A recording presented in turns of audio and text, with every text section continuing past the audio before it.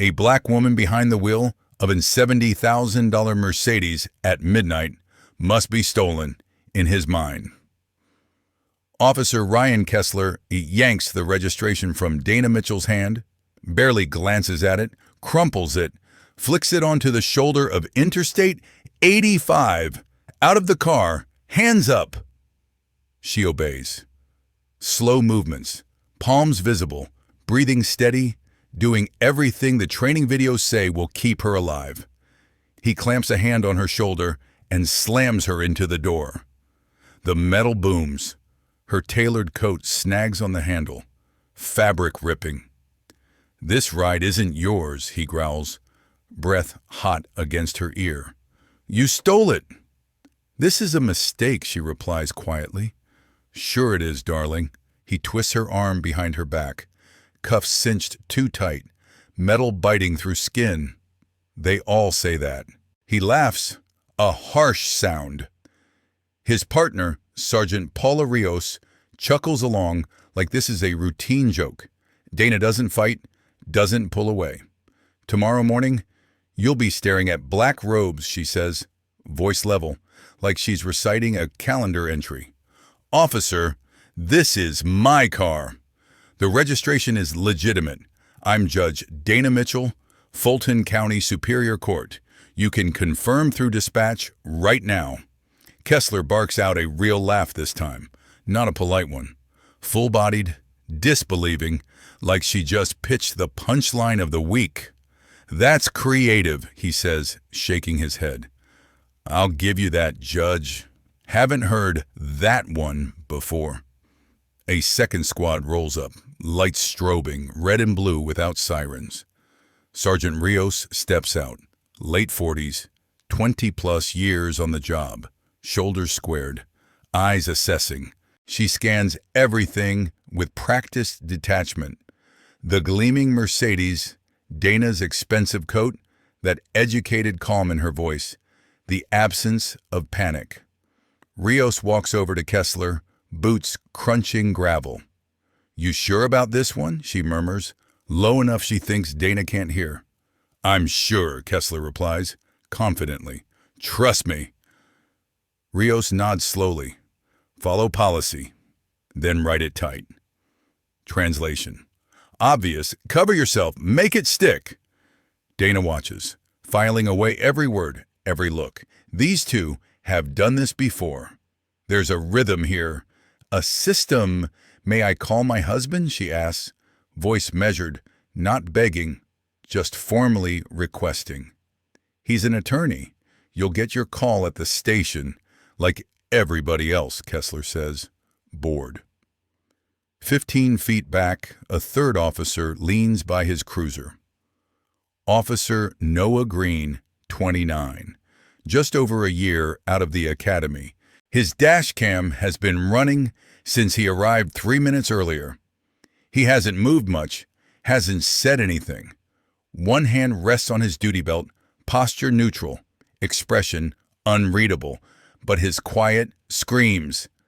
Dana glances back, catches his eyes for a heartbeat. He looks away too fast. She recognizes that look from years on the bench. The flicker of conscience when someone knows a line is being crossed. Rios approaches Dana now, flashlight beam straight in her face, studying every feature as if she's trying to find a lie. "Ma'am, we're going to have you come down to the station," she says. "You can clear everything up there." "Clear what up?" Dana asks. "The vehicle is titled to me. Documents are valid. What exactly am I being arrested for?" "Suspicion this car's stolen," Kessler answers. "Too quick, too sure, and we'll tack on impersonating a public official," he adds. He's stacking charges on the fly, building a case out of thin air, turning a bad stop into something bigger. Dana closes her mouth. No use arguing. Not on the shoulder of a highway, 3 officers around her, traffic screaming by at 70. She'll let daylight and transcripts speak for her. There are other battlegrounds. This isn't the one. Kessler returns to his cruiser, drops into the seat, starts punching her information into the computer. License, registration, VN fingers tapping impatient rhythms on the steering wheel while he waits. The radio crackles. Unit 52, dispatch. Female voice, calm, professional. Georgia registration, Charlie Mike, 5543 comes back valid to owner Dana Mitchell. Buckhead address. Clean history. No warrants. No stolen report. You're clear to proceed. Kessler stares at the screen. The data refuses to align with his assumptions. Rios steps up to his window, leans down slightly. What did it come back? Clean, he mutters. But something's off. Rios nods like she expected that. Trust your instincts, she tells him. If it feels wrong, write it up and process. We'll sort it out inside. In the back seat, behind plexiglass, Dana listens to every word. Hands cuffed behind her, shoulders aching, she sits on the cold plastic bench. She heard dispatch loudly and clearly. They know the car isn't stolen. The system has said so. They're continuing anyway. Her fear hardens into something colder. She's not afraid now. She's calculating, aligning facts and angles, thinking 3 moves ahead like she's prepping for a complicated trial. Except she's the one in cuffs tonight. Kessler steps out, strolls to the Mercedes, shines his flashlight inside, opens the passenger door like it belongs to him. Inventory search, he calls it. A legal gray zone he's more than willing to occupy. On the passenger seat, a leather briefcase, expensive, initials engraved in silver, DM. He pops it open. Case files, motions, court orders, business cards bearing her name. Fulton County Superior Court letterhead. Everything is official. Everything real. He flips through quickly, catching a case tab marked, State Fee Kessler. It doesn't register. Kessler's a common surname. Could be anyone. His ego shields him from the obvious. Rios appears at the open door. Anything? She asks. He holds up one of the cards. She's got fake judge cards, he says. High-quality printing, too. Rios runs her thumb over the embossed seal, studying. Charge her with impersonating a judicial officer, she says. That's a felony. From the back seat, Dana's voice cuts through the partition. Every word honed. Officer Kessler.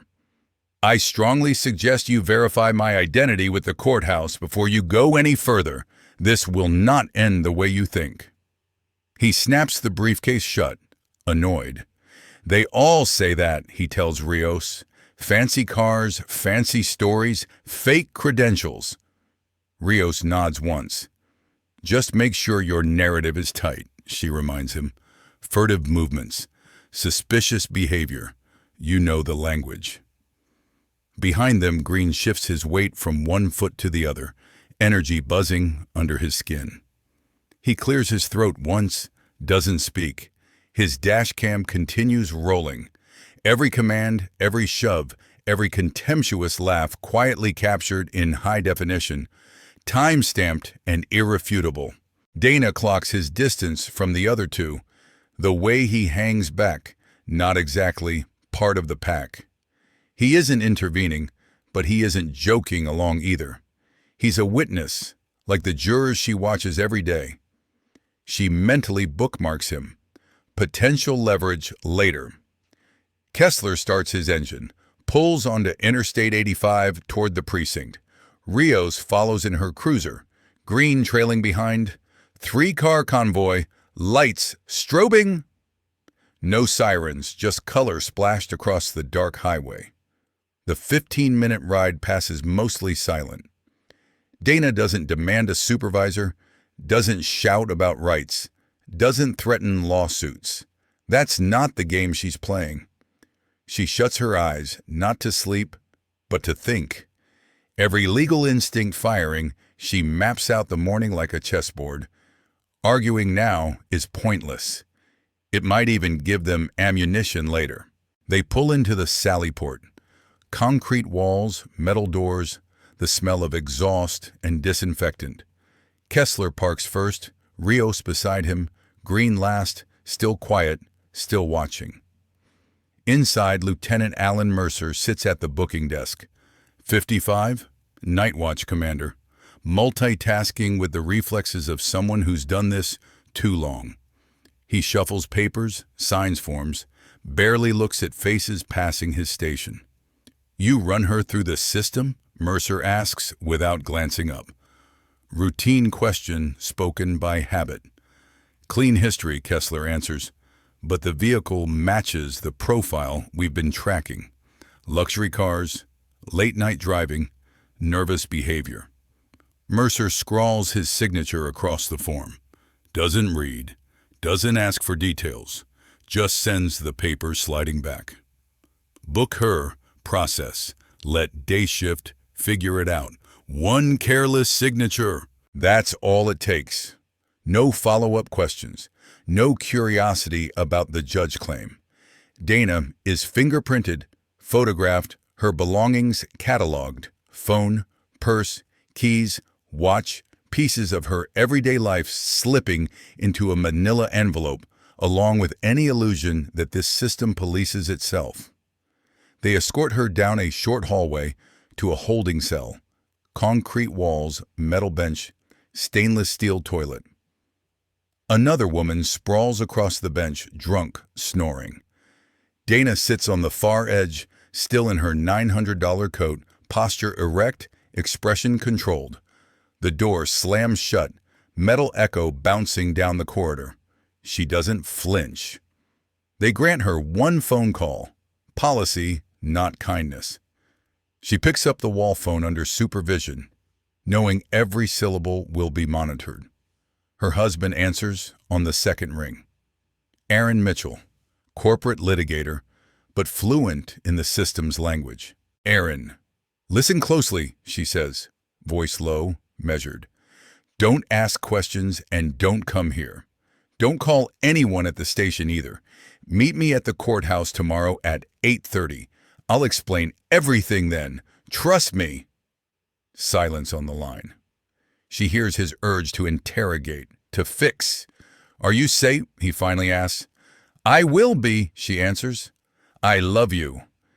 She hangs up, ending the call. Back in the cell, she resumes her spot on the bench. The drunk woman snores louder. Fluorescent lights hum overhead, relentless. The toilet drips with maddening irregularity. Dana closes her eyes again, not defeated, not broken, strategizing, letting anger sharpen instead of consume. At his desk, Kessler types his arrest report with smug efficiency, convinced he's nailed another good stop. He uploads his body cam footage afterward, as required. In the system, he notes, "Camera malfunction, audio only." The camera didn't fail. He killed the video on purpose mid-stop. Habit learned from veterans who didn't want everything preserved forever. He assumes audio died too, never checks. It didn't. Every word, every derisive chuckle, every biased leap is captured. Kessler signs off on his report, logs out, heads home, sleeps soundly, convinced the case is essentially done. He thinks he won tonight. Another black woman, another pricey vehicle, another profile confirmed in his mind, except this time, he is catastrophically wrong. The file will be read. The footage will be pulled. The chain of command will not be able to pretend they didn't know. Just not yet. Not while the city sleeps and Dana sits awake under buzzing lights, counting hours to morning court. At 6 a.m., a different desk sergeant wakes her, day shift now in place. He doesn't know the story, doesn't care. Charges pending review by the district attorney, he recites in a monotone. "You're released for now. Sign here to reclaim property." Dana signs, retrieves her phone, battery dead, of course, her purse, her keys. Dignity returns more slowly, piece by piece. She walks out into cold Atlanta morning air. She doesn't call Aaron for a ride. She doesn't need an audience. The Mercedes sits in the impound lot behind the building, technically processed but not retained. No stolen vehicle report exists. She unlocks it, slides behind the wheel, notes the scrapes along the door handle where the cuffs dragged when she was slammed against it. She doesn't react outwardly. She only registers it as physical evidence. She drives home along the same stretch of I-85, traffic thicker in early light. 30 minutes later, she turns into her Buckhead driveway, two-story colonial, manicured lawn that screams normalcy. Aaron's car is already there. He hasn't slept either. He opens the front door before she reaches it, relief flooding his face, chased quickly by anger and confusion. "Dana, what the hell happened? You sounded—" "Not now," she cuts in, brushing past him. "I need a shower and different clothes. Then I'll walk you through it." She climbs the stairs, sheds the coat, blouse, slacks, everything carrying the smell of cinder block, antiseptic, stale breath. She stands underwater, as hot as she can stand, scrubbing away the grime of the night, but not the fury. That clings, transforming into something powerful and focused. She towels off, opens her closet, and reaches for the garment bag holding her judicial robes, black fabric, weighty, unmistakable. She lays them across the bed, looks at them for a long heartbeat. Armor, authority, her rightful place. She dresses carefully in her usual courtroom attire, then folds the robes over her arm. Downstairs, Aaron waits in the kitchen, coffee brewing, 2 mugs ready, giving her space. He knows better than to push when she's in this mode.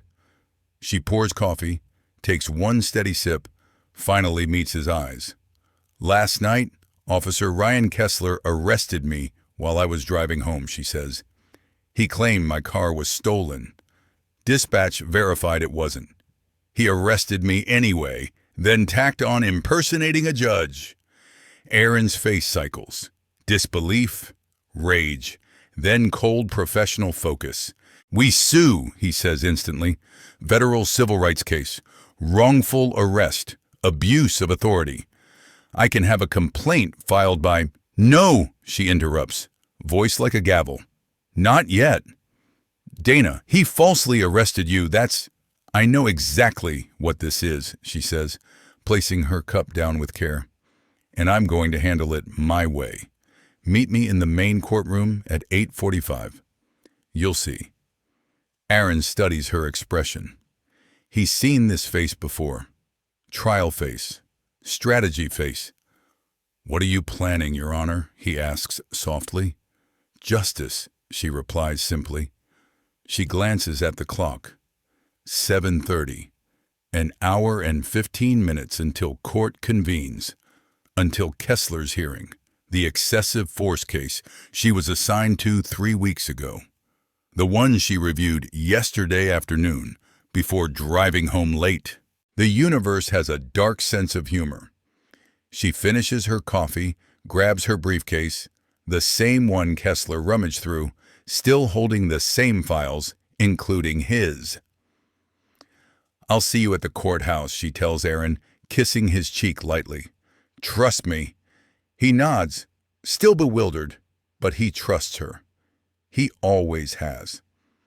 Dana drives downtown, parks in the judges-only section, bypasses the main public entrance entirely.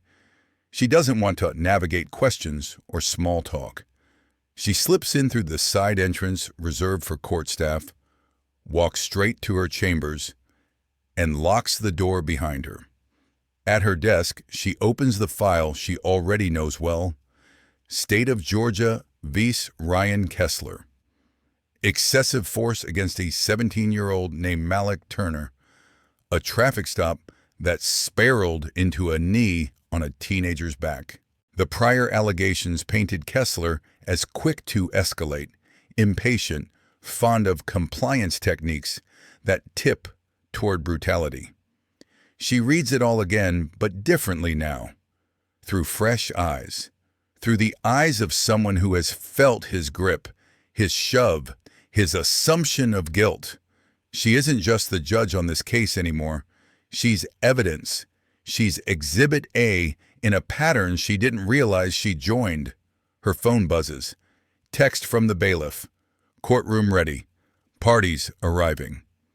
Dana stands, slips into her robes, checks herself in the small mirror hanging by her bookshelf. The reflection shows composure, professionalism, no trace of holding cells or handcuffs. Underneath, rage simmers, cold and deliberate. In a few minutes, she'll mount the bench and face the officer who arrested her less than 12 hours earlier. He has no clue. None. She lifts her gavel, feeling its weight differently this morning. She doesn't need to rush toward civil litigation or cable news. She has something far more immediate: the law, her courtroom, her authority, and today, Officer Ryan Kessler is going to learn exactly what that means. 48 hours earlier, before any of this started, before bias and bad stops collided with inconvenient truth, Officer Noah Green stood ramrod straight at his police academy graduation. His father beside him, an immigrant who arrived from Ireland over 30 years ago, with almost nothing, now running a modest construction company and still speaking with a thick accent. His father's hand rested heavily on Noah's shoulder, pride in his eyes, but layered with worry. You put on that badge so families like ours feel protected, not hunted, his father said quietly. Be the kind of cop we wished we'd met when we first got here, not the type we were afraid of. Promise me that, Noah promised, without fully understanding the weight stitched into those words. He would. Soon enough, present day, 2 a.m., the same night Dana sat in that cell, Noah slumps in the precinct locker room, wired and exhausted. He can't shake what he saw on the highway. He pulls out his personal tablet, signs into the department portal, and accesses the file transfer from his cruiser's dash cam. Policy allows officers to review footage for report writing. Totally normal. He watches the stop unfold again. Spotlight flaring. Kessler's posture already aggressive. Decision made before he even reaches the driver's side window. Dana's hands stay glued to the wheel, fingers spread, perfect compliance. She offers documents immediately, steady voice, no fumbling, no hostility. Kessler barely glances at paperwork before escalating. Noah scrubs back through the footage, notices a critical detail. The moment Kessler slaps on cuffs comes before dispatch confirms anything. That's a clear procedural violation. You wait for information before making an arrest, not the other way around. He watches the video 3 more times. Each replay confirms what his gut already screamed. This wasn't a tough judgment call. It was wrong. A bad stop made worse. At 7 a.m., officers shuffle into the morning briefing. Noah arrives early, bleary-eyed, hovering near the coffee station. As night shift and day shift overlap, he hears Kessler and Rios talking low, assuming nobody's listening. Internal affairs might poke around about last night, Rios says. Casual, like she's commenting on traffic. Routine follow-up on arrests. Let them, Kessler replies. I followed training. She matched the profile we've been told to watch. Rios nods. Just be precise in your report. Furtive movements, suspicious behavior, you know the keywords. Noah freezes, coffee halfway to his mouth. They're rehearsing a narrative, coordinating a cover story. This isn't a one-off, it's practiced, systemic. His father's words echo, heavier now. Be the cop we needed back then. Not the one we feared. Noah dumps his untouched coffee into the trash and walks out of the briefing room, pulse pounding. He sits in his squad car, hands on the wheel, mirroring Dana's posture from the night before without realizing staring at his overdue student loan notice. $842 due. His paycheck barely stretches over rent and his parents' medical bills from his father's back surgery. He needs this job. He's still within his probationary period. They can cut him loose for almost any reason, but his father's voice won't let him rationalize this away. Noah starts the engine, but instead of heading out on patrol, he points the car toward internal affairs. It's housed in a separate building 3 miles away, deliberately removed from the main precinct. At 8:15, he parks out front and sits there for another 10 minutes, wrestling fear and conscience. Finally, he goes in. Detective Monique Harris sits behind a desk stacked with files. 15 years in IA. She has heard every excuse and rehearsed lie, seen every pattern of abuse and cover-up the department produces. "Officer Green," she says, recognizing him, "what can I do for you?" Noah stands in her doorway, one foot hanging back like he's ready to bolt. "I witnessed something on a traffic stop last night," he says. "Officer Kessler, I'm pretty sure there was serious misconduct." Harris's face remains neutral, but her attention sharpens like a lens. "You think or you know? I have dashcam footage," he answers. "Let me see it," she says. Noah hesitates. "Can this be anonymous?" Harris studies him, reads the fear, the calculations, the awareness of how solitary this road can be. "We have a secure digital Dropbox," she says. "Upload it there with the time and location." "I don't need your name attached." Noah nods, connects his tablet to the guest Wi-Fi, and begins the transfer. He types a brief note. "Traffic stop, 23:43 hours, I-85, mile marker 52. Officer Ryan Kessler. Possible misconduct. My conscience won't let this slide." He hits send. The progress bar creeps forward 90, 95, 100%. On Harris's computer, a notification pings. She opens the file, hits play, and watches the stop unfold. Her jaw tightens, professional detachment cracking. She leans closer when Dana's face appears in the headlights. Pauses. Zooms in. Recognition hits. "Officer Green," she says, voice noticeably different now. "Do you have any idea who this woman is?" "No, ma'am," he replies. "Should I?" "You will," she says. "Everyone will, soon." She stands, checks the hallway to ensure no one's hovering nearby. "You did right bringing this here. This stays between us. Go back to your car, do your shift, act like nothing happened. Understood?" "Yes, ma'am," Noah says. "Green," she calls after him as he turns. "Your conscience honors you. Don't lose that." He walks out, hands shaking slightly as he restarts his squad car. Adrenaline, fear, relief, all colliding. He knows this might cost him his career, but he couldn't pretend he saw nothing. Back on patrol, he runs calls, writes citations, answers dispatch like any normal day. But nothing feels normal now. In her office, Harris locks the door, replays the footage, notes every timestamp, every escalation, Rios's complicity, Noah's physical distance.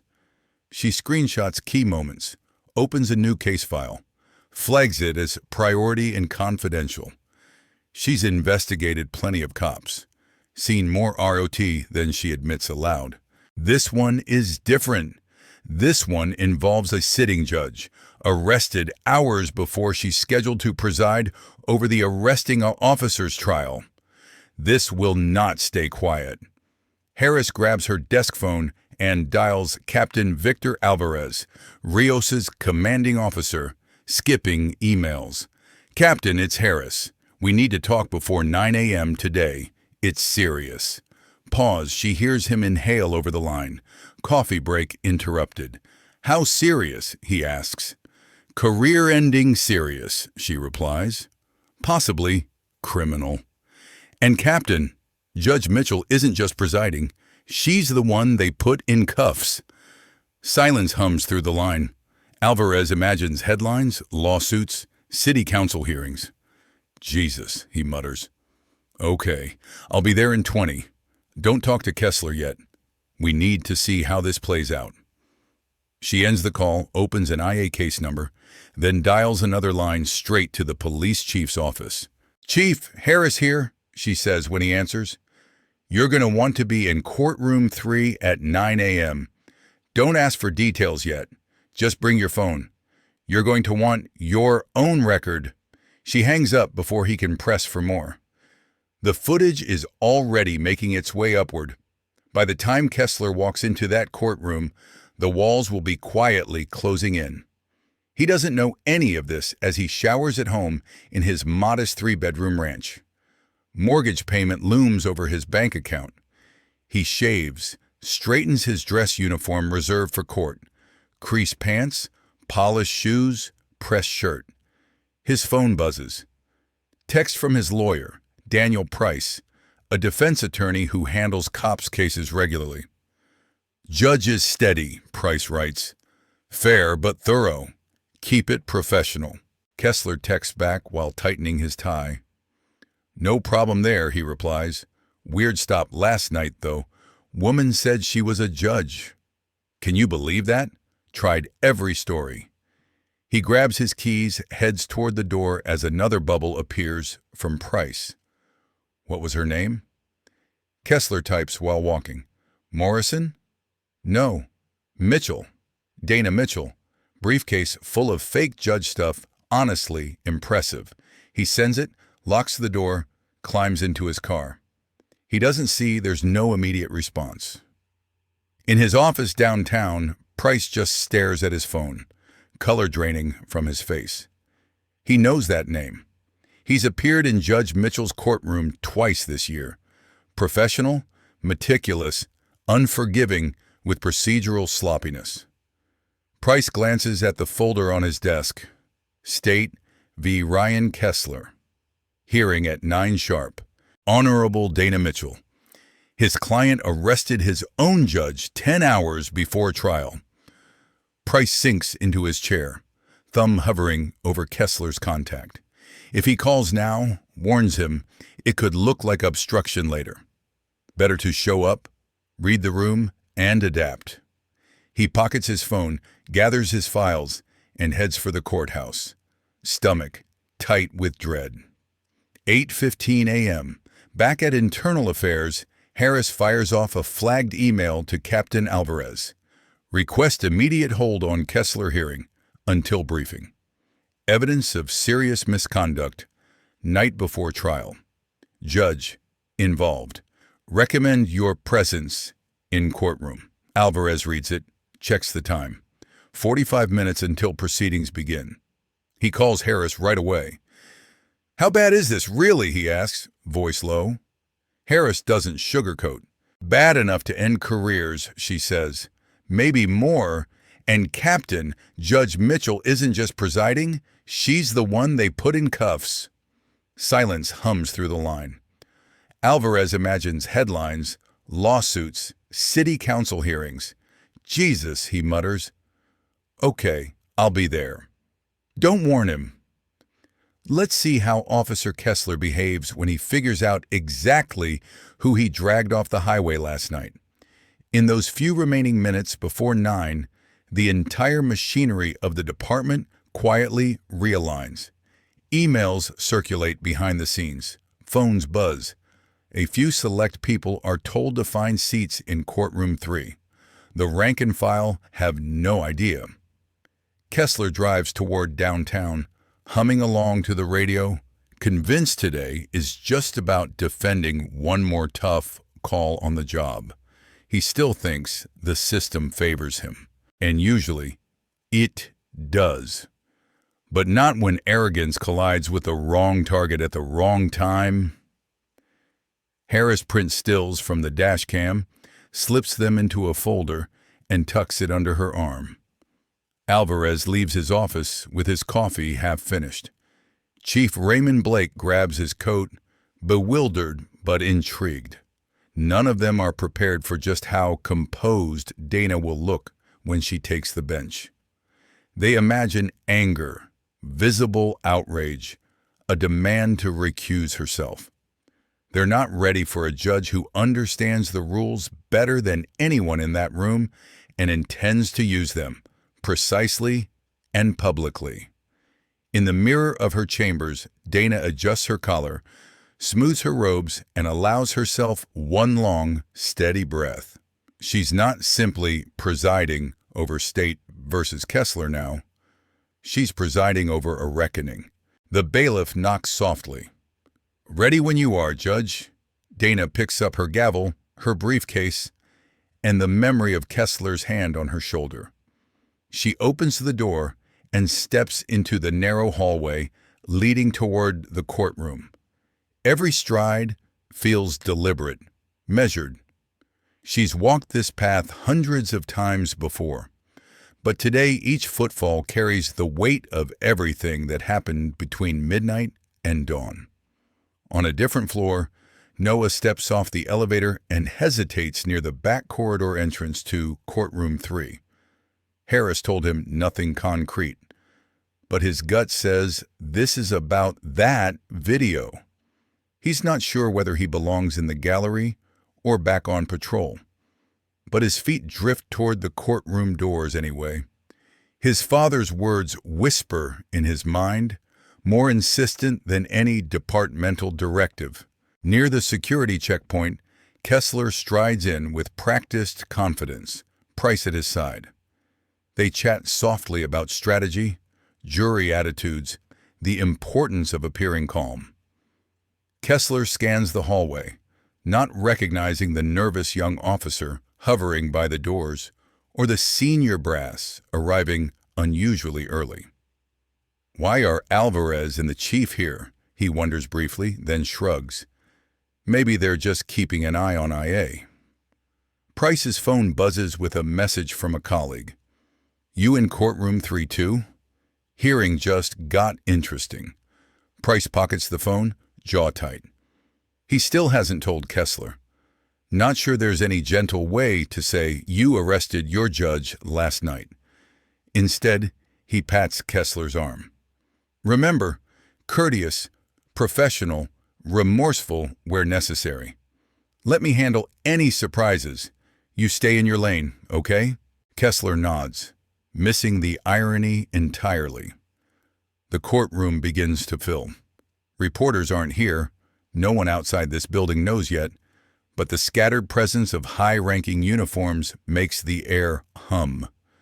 Noah slips into a back row, hat in his hands. Harris sits near the aisle, folder on her lap. Alvarez and Chief Blake take seats where they can see both the bench and the defense table clearly. The bailiff's command rings out. All rise. The room stands.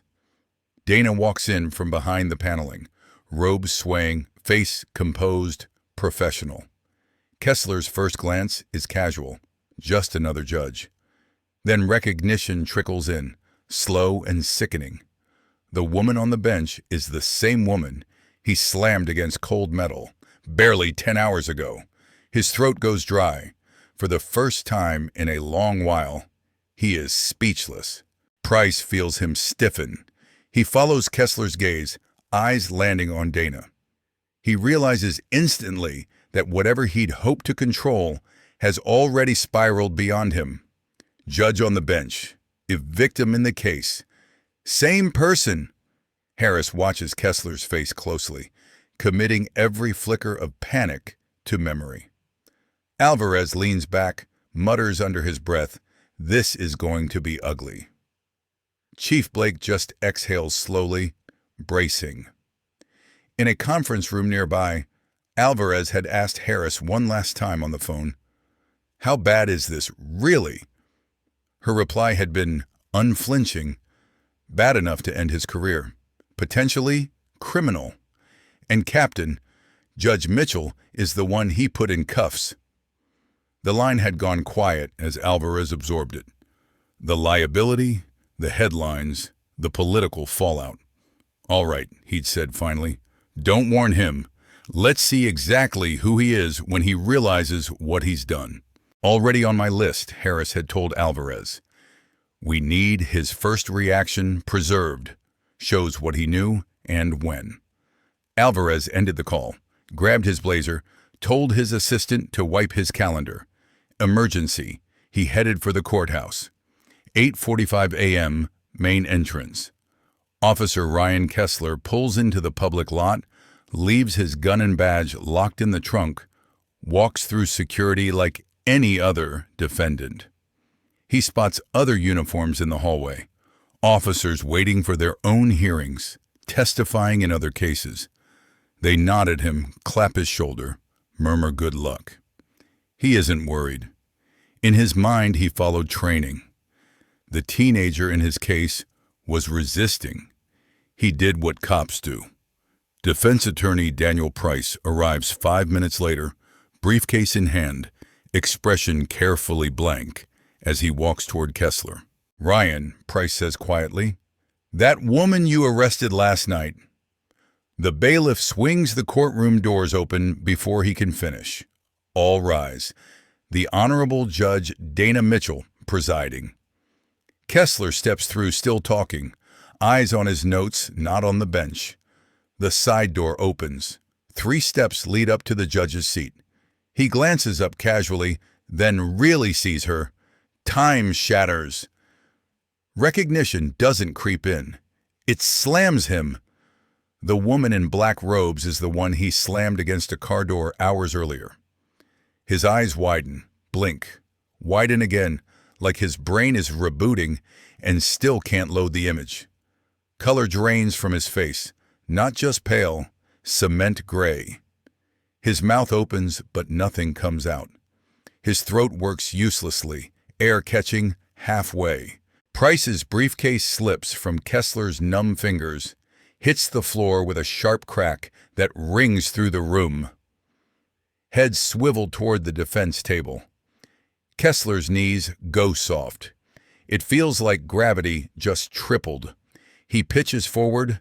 His right hand slams onto the table, gripping the edge hard enough to whiten his knuckles. His left fist clutches his shirt front as his chest tightens. His breathing turns shallow and rapid, little panicked pulls that don't feel like air. Sweat beads on his forehead, slicks his neck. Price clamps a hand around his elbow, physically anchoring him. Sit down, Price mutters through clenched teeth. Now. Kessler folds into the chair rather than sits, legs giving out.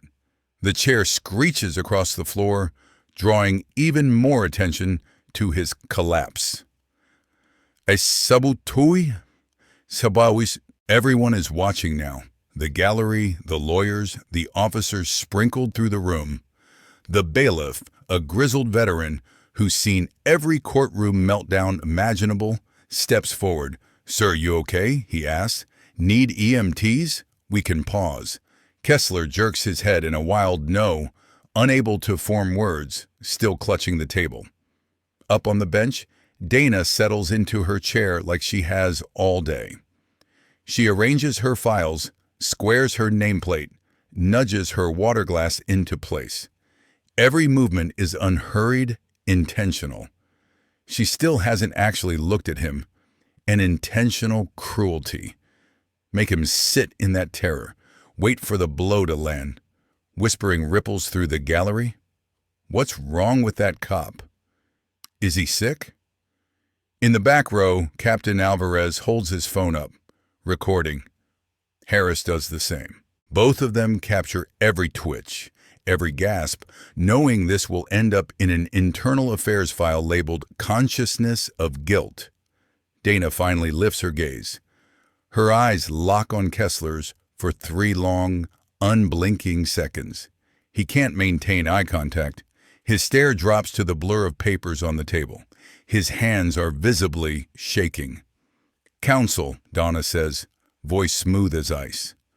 Does your client require medical attention? We can take a brief recess if necessary. Price rises, one hand still on Kessler's shoulder, to literally keep him seated. No, Your Honor, he answers. We're prepared to move forward. Lie, but a strategic one. Admitting his client is falling apart won't help. Good morning, everyone, Dana says, addressing the room. Case number 2024 CR 842, State of Georgia versus Ryan Kessler. Excessive force allegations from an incident dated May 14, 2024. Before we begin, the court needs to address a disclosure. The word lands like another punch. Kessler's head jerks up, panic rolling across his face again. Assistant District Attorney Rachel Moore stands ready at counsel table, organized and eager, still oblivious to the landmine buried under this hearing. We're ready, Your Honor, she says.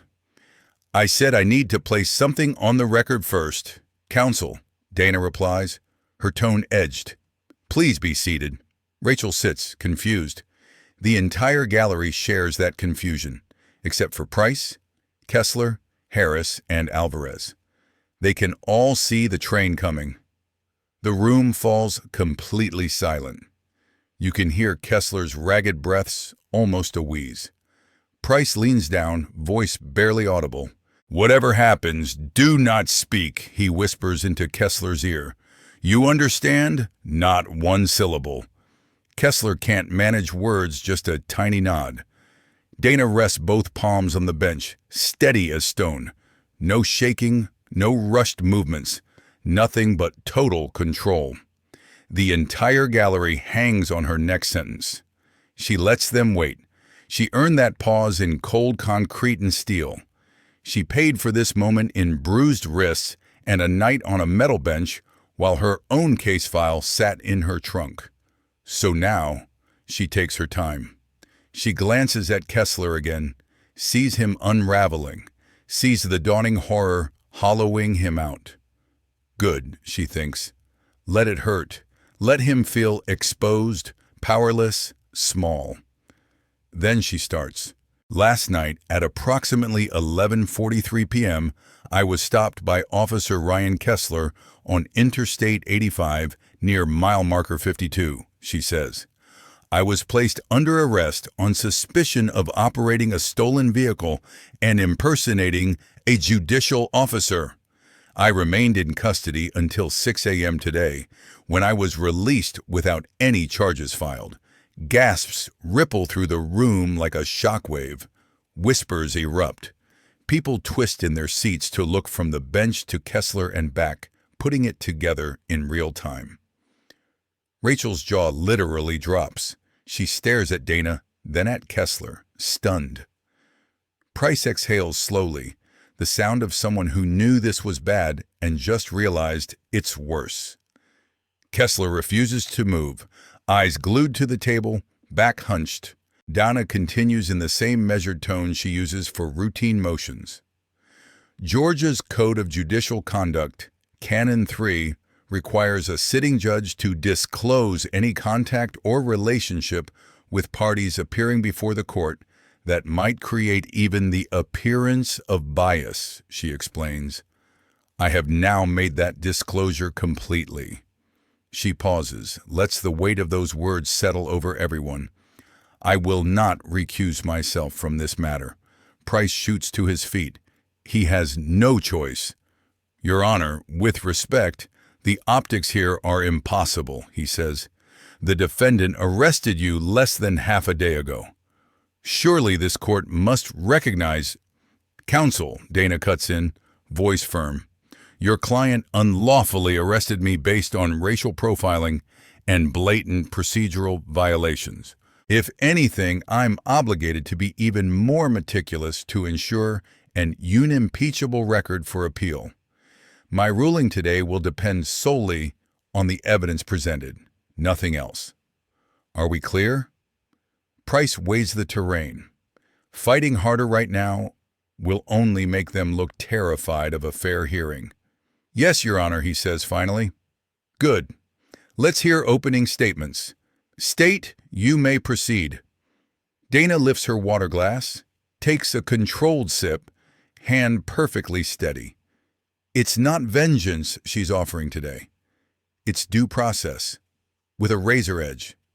She knows giving Kessler a rigorous, by-the-book trial actually makes this worse for him. He can't scream bias, can't complain about shortcuts, can't attack procedure. She's providing exactly what he denied her. Fairness. That's what will bury him. Rachel steps to the podium, suddenly aware this isn't just a routine officer misconduct case anymore. It's a lens on an entire pattern. Your Honor, the state will show that on May 14, 2024, Officer Ryan Kessler used unlawful force during a traffic stop involving 17-year-old Malik Turner, she begins. The screen flashes to life with body cam footage from that earlier stop. Different night, same style. Kessler's voice loud, commands barking. Malik's hands visible, movements tentative, scared. Malik is ordered to produce his registration. He reaches slowly, and Kessler explodes out of the driver's side, yanks the door open, drags the teen out, forces him down, knee grinding into his back. Malik cries out, insists he's not resisting. The video shows fear, not aggression. Malik testifies, still baby-faced for 19 now, but his eyes older. I did what he told me, he says, staring at the jurors. I was shaking because I was scared. I wasn't trying to run or fight.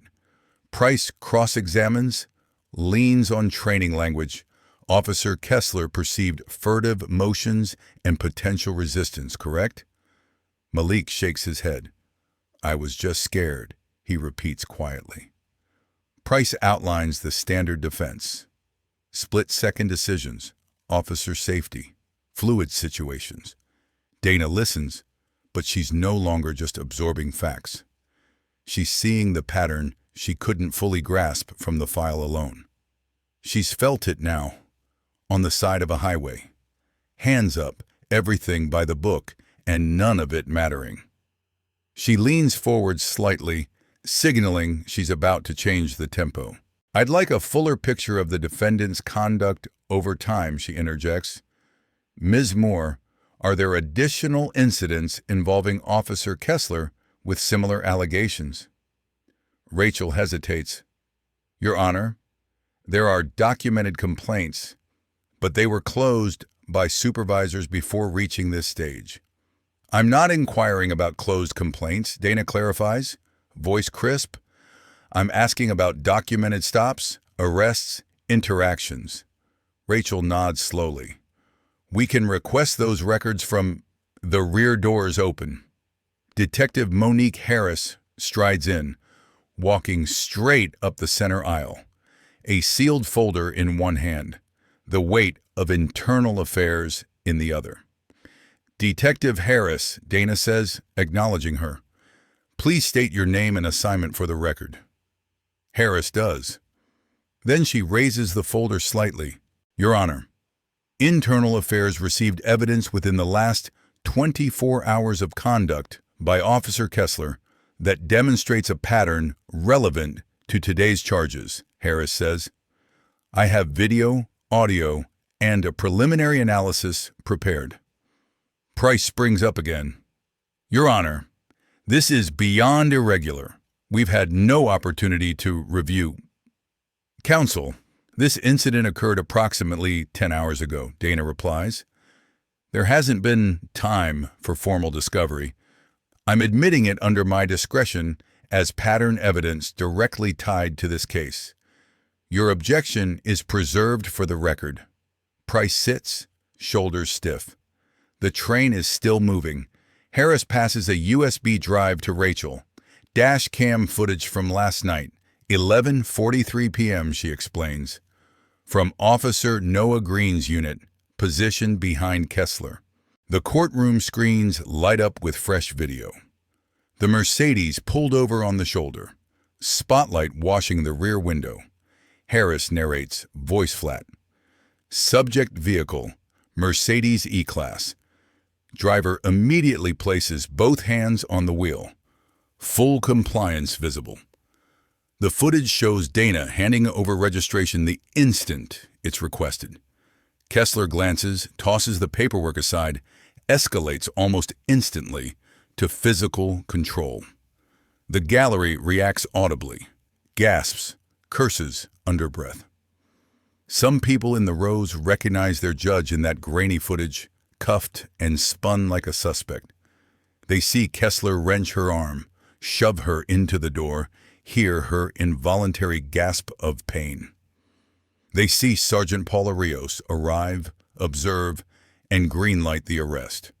Noah appears in the background, physically present, but clearly uneasy. From the bench, Dana speaks like she's describing an exhibit that isn't her own body. "That is me on the recording," she says. "Note the timestamp. Note that I produce registration immediately upon request. The document is clearly visible and valid. Note my posture. No resistance, no threatening gestures. Just compliance." Another swell of noise rolls through the room as people absorb the reality. The bailiff calls for order, voice raised, gavel pounding. It takes a full minute to calm the room. Kessler is drenched in sweat now, staring at the monitor as if he's never seen himself before. "Your Honor," Harris continues, "Officer Kessler reported a malfunction in his body camera video at this stop. However, the audio channel remained active. I have that recording queued." "Play it," Dana instructs. Speakers crackle. Then Kessler's own voice fills the courtroom. "People like you always think you belong in cars like this." He sneers on the recording. "I know exactly what I'm seeing." Dana's voice follows. Calm. "Officer, this is my vehicle. I'm Judge Dana Mitchell of Fulton County Superior Court. You can verify." Kessler's laugh cuts across her words. "Sure you are. Nice try. I'm the president." Rios's voice joins. "Process her. Document it all. By the book." Kessler again, smug. "She fits the profile. Expensive car, middle of the night, black driver. We both know how this goes." The audio ends. The silence afterward is thick and heavy. No one can pretend this is about confusion anymore. It's explicit, open, ugly. Dana breaks the stillness, her tone sharpened to a blade. "Officer Kessler, what profile was I matching?" she asks. Kessler lurches halfway to his feet. "Your Honor, I didn't know you were—" "Sit down," she orders, not shouting, but her authority slams him back into his chair. "You will answer questions when asked by counsel, not before." He falls back, muddied. Harris steps forward with her printed report, stamped with Internal Affairs seal. "Your Honor, our emergency review shows that over the last 18 months, Officer Kessler has initiated 11 traffic stops matching this same pattern," Harris says. She lists them one after another: high-end vehicles, late night, black drivers dressed like professionals. 11 stops. 8 ended in arrests for suspected auto theft or fraudulent documents. Every single charge later dropped. Not one internal reprimand issued. Rachel rises, seizing the opening. "This demonstrates a sustained pattern of racially biased enforcement and escalation, Your Honor." Harris isn't finished. Additionally, we located 3 prior formal complaints lodged against Officer Kessler within the last 2 years. Excessive force, racial profiling, and falsified statements, she says. Dana leans in. "And what became of those complaints, Detective Yehi?" she asks, already guessing the answer. "They were wiped from his personnel file 2 weeks ago by Lieutenant Alan Mercer," Harris replies. "No review board convened. No documentation of investigative steps. That's a breach of departmental policy." "Who authorized those expungement?" Dana asks. Mercer himself, Your Honor, Harris says. He is now under investigation for obstructing internal oversight and abusing his supervisory authority. The gallery practically buzzes with shock. You can see reporters quietly sliding out to place calls. This is no longer just about one officer. This is about a system. The bailiff fights to keep order. When things finally quiet down, Dana focuses on Kessler again. "Officer Kessler, you charged me with impersonating a judge," she says. "I was returning from reviewing files for court. Do you know which case I'd been reading?" He can't answer. His mouth moves, but nothing comes out. Dana lifts a familiar folder from the bench, shows the cover to the courtroom. "State of Georgia versus Ryan Kessler," she announces. "Your case. You arrested the judge assigned to your own trial for crimes you invented, using the same racially charged pattern you followed for years, while your department looked away." She sets the file down with care. "I've heard enough. On the merits of the evidence regarding Malik Turner, I find you guilty of using excessive force," she says. "The video, witness testimony, and your documented pattern leave no reasonable doubt. This was not a one-time lapse. It was your routine." Kessler drops his forehead onto the table, shoulders shaking. The sound he makes is more broken than any word. Dana doesn't slow. "Regarding last night, I'm referring your conduct to the district attorney for prosecution under 18 U.S.C. Section 242, deprivation of rights under color of law, and under Georgia Code 16-1023, false imprisonment by an officer," she continues. She turns to Rios. "Sergeant Paula Rios, your failure to intervene and your encouragement of misconduct will be the subject of internal affairs review." She shifts to the broader chain. "Lieutenant Alan Mercer will answer for tampering with disciplinary records and obstructing oversight." Each name lands like a hammer blow. Finally, Dana addresses the room as a whole. This courtroom runs on facts, not hunches. On law, not prejudice. On accountability, not entitlement, she says. "Officer Kessler, you showed me who you are when you believed I had no power. Today, you see what accountability looks like when the system finally turns its gaze inward." She brings the gavel down once. The crack echoes, definitive. Outside, news spreads faster than anyone can walk. Reporters swarm the courthouse steps, lights and microphones popping up in minutes. Cameras point toward an improvised podium where Captain Alvarez prepares to face the city and the press at the same time.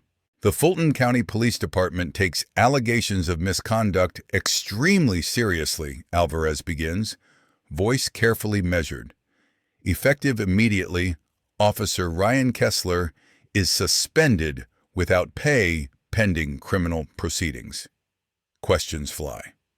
"Captain, did he target Judge Mitchell because she was overseeing his case?" A reporter shouts. "Are we looking at retaliation or witness intimidation?" Alvarez doesn't dodge. "Those possibilities are under active review," he says. "If evidence supports that conclusion, we anticipate federal charges. The Department of Justice has been notified." Another reporter jumps in. "What about the 11 prior stops internal affairs mentioned? How did those go unchecked?" "A comprehensive audit of all of Officer Kessler's traffic stops for the past 3 years is underway," Alvarez replies. "Any individuals who believe they were mistreated are urged to contact internal affairs." He keeps talking, issuing promises and timelines. But the narrative has already slipped beyond his control.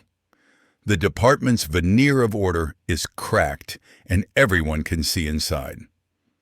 Meanwhile, away from cameras, Officer Noah Green slips out a side door, cutting across the parking lot toward his car, hoping to avoid the media frenzy entirely. He almost makes it. "Officer Green," a voice calls. He turns. Judge Dana Mitchell stands there, still in her robes, the chaos of the day swirling behind her. His stomach drops. "Your Honor, you were on scene last night," she says. He nods, throat tight. Words tumble out in a rush. "I should have said something right then," he blurts. "I froze.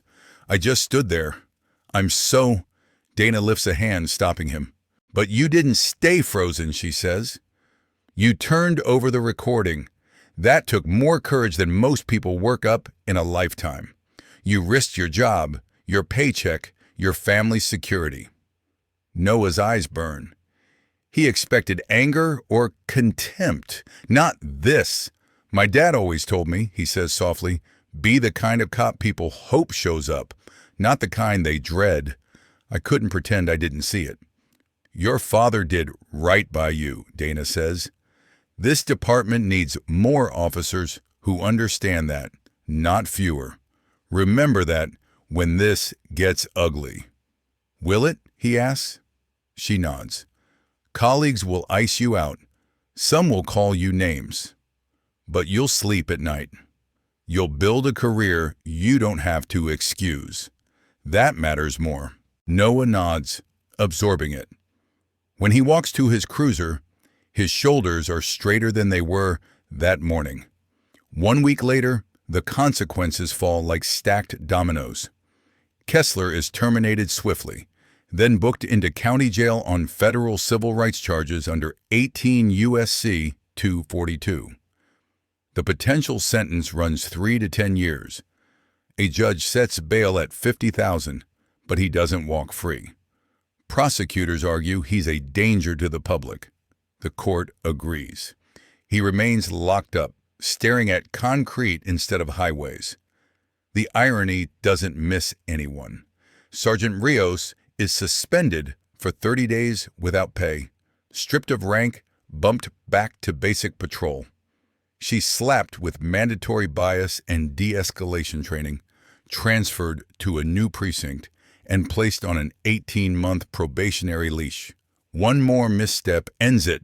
Lieutenant Mercer is offered a bitter choice: resign quietly and keep a reduced pension, or be fired for cause and lose nearly everything. He takes early retirement, but the numbers hurt. His monthly payout drops by hundreds, cost compounding over decades. At 55, he's looking at a massive lifetime loss. The FBI opens a pattern and practice investigation into the department's traffic enforcement. Consent. Decree becomes a real possibility. Federal civil rights attorneys begin combing through stop data. Oversight isn't hypothetical anymore. It's coming. 2 weeks after the verdict, Dana sits in her chambers facing the police chief and his deputy. Both men look like they'd rather be anywhere else. "Judge Mitchell," the chief begins, "on behalf of the department, I want to formally apologize for what apologies without change are just words," she says flatly. "Here's what matters." She slides a typed document across the desk. They scan it. The list is long, detailed, uncompromising: mandatory department-wide bias and de-escalation training, not as punishment, but baseline. Updated stop and search protocols. Independent civilian oversight. Body camera policies rewritten, so deactivation triggers automatic review by an outside auditor, not an internal supervisor. Demographic breakdowns of traffic stops published quarterly in a public, searchable database. The chief frowns as he reads. "Judge, some of this requires council approval, budget hearings. I can't just—" "Then get the votes," Dana says. "Get the funding. Or I send this whole record, every second of that footage, to the Justice Department as a formal request for federal intervention. Your choice, Chief." He hesitates, then nods slowly. "I'll need 6 months to roll this out." "You have 4, she replies. "Monthly written updates to my chambers. No spin, just progress. The chief signs the acknowledgement, leaves with the deputy in tow. When the door closes, Dana lets out a breath she didn't realize she'd been holding. It's a start. Not enough, but real. In the hallway later that week, she hears someone call her name. Judge Mitchell. She turns to see Malik Turner approaching, looking older and lighter. "Thank you," he says, holding up a paper, "for what you did for that officer and for me." The document is his expungement order. "You took my arrest off my record." "You never should have had one," Dana answers. "What are you up to now?" "Community college," he says. "Studying criminal justice? Thinking about law school, maybe prosecution." Dana smiles. "Genuine." "Good. We need people who know both sides of this system." She hands him a card. "When you're ready to apply, call me. I'll write that letter." Malik grins, pockets it, and walks away into a future that isn't chained to one bad night. That's why she stays in this job. Not for the sentences, not for the headlines, but for the handful of people like Malik who survive contact with the system and decide to change it. 3 weeks later, at Internal Affairs, Harris reviews a transfer application. Officer Noah Green is requesting reassignment into IA, something most cops avoid like the plague. Youngest applicant they've ever had. She calls him in. "You understand this isn't a popularity contest," she says. "People will hate that you're here." "Why do you want this?" "Because someone has to do it," Noah answers. "And I know the cost of staying silent now." Harris studies him for a moment, then nods. "You're on as a probationary detective for 6 months," she says. "Don't make me regret this." "I won't," he replies, and means it. 2 months later, he's leading his own investigation, sitting across from officers who look at him like a traitor. The locker room banter dries up when he walks in. Patrol cars go quiet on the radio when his call sign appears. But he sleeps deeply for the first time in years. He's hearing his father's words daily and choosing to live up to them. Across town one evening, Dana sits on the couch with her husband Aaron, a glass of wine in hand, the first quiet night in what feels like forever. "Are you okay?" he asks. "Not Judge." "Okay? You okay?" She thinks before answering. "I'm exhausted," she admits. "Angry, still." But there's movement, real movement. Policies changing, numbers being tracked, people paying attention. We kicked something loose in a system that likes to stay still. Aaron squeezes her hand. "What you did wasn't just survival, was it?" he says. "It was about everyone who doesn't have your gavel." "Exactly," she says. "People get pulled over every day, know it's wrong, and have no leverage. I had leverage. I had to use it. Appeals will come, backlash will come. I'm ready. For tonight, though?" She leans her head on his shoulder. "Tonight, I'm letting it be enough that we started something." Later, in her chambers, the routine grinds on. New cases, new files, new people whose lives will pivot on what happens in her courtroom. Justice doesn't pause because one officer fell. A knock on her door breaks her concentration. "Come in," she calls. Detective Green steps inside in his IA suit, a thick manila folder in his hands. "Congratulations on the promotion, Detective," she says. "Thank you, Your Honor," he replies, setting the file on her desk. "Preliminary report on Officer Walker that you requested. Pattern review, early findings." She takes it, flips the cover. "How's the new role treating you?" "Hard," he admits. "Some officers won't even look at me now. But I can live with that. I'm doing the work I signed up for. I don't feel sick driving home anymore." Dana smiles faintly. "That's the job," she says. "Keep doing it right." Green nods and leaves. She returns to her stack of files. There's always another case waiting, another person in the system's teeth. Justice doesn't sleep, not really. And truthfully, neither does she, at least not the way she used to. Every time she walks through her garage, she passes the Mercedes. The scratches on the driver's door from that night are still there. The dealer offered to buff them out, repaint, erase every trace. She told them to leave it. Some scars are a record, not a flaw. Sometimes before she gets in, she runs her fingers over the gouged paint, remembering the slam of metal, the clamp of cuffs, the sound of Kessler's laugh. It centers her, reminds her exactly why she pushes so hard when everyone else is telling her to let it go. Then she unlocks the car, puts on her seatbelt, and drives back into a city that's slowly, painfully learning to change. The headlines will fade. Other stories will dominate. But in Fulton County, officers now think twice before flipping off their cameras. Supervisors know Ajay is watching them too. Young drivers like Malik carry one less invisible weight on their shoulders. It's not perfection, not even close, but it's different. And difference in a system built on inertia is its own small revolution.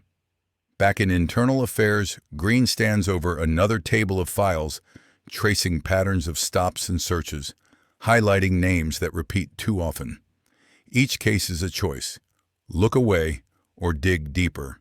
He chooses deeper every time. Harris walks past, pats the table.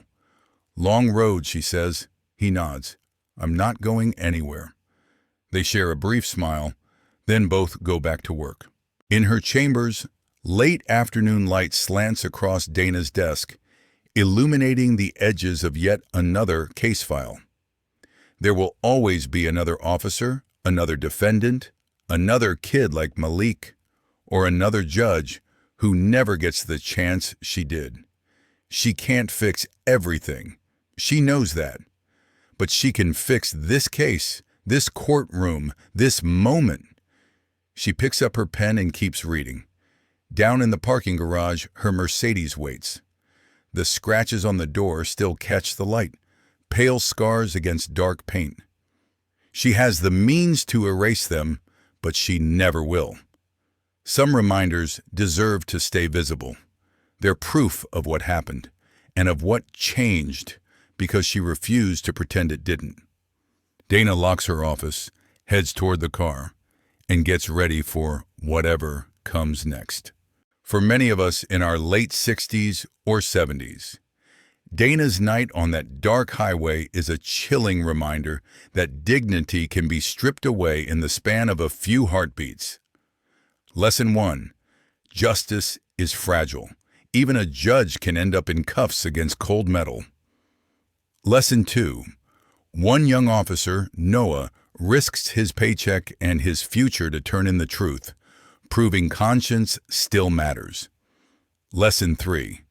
Real change is slow, like healing after surgery, but reforms, investigations, and boys like Malik choosing law over bitterness show that our long fight was not in vain. My friends, especially those of you 65 and older, I'd truly love to hear from you. After listening to Dana's story, the humiliating traffic stop, the brave young officer who spoke up, and the slow push for real reform, what part touches your own memories the most? Does it remind you of moments when you felt powerless, or times when you finally stood up and said, "Enough"? Please share your thoughts, stories, and hopes in the comments below. And if this message speaks to you, please like the video, subscribe to my YouTube channel, and share it so more people can find strength and wisdom here.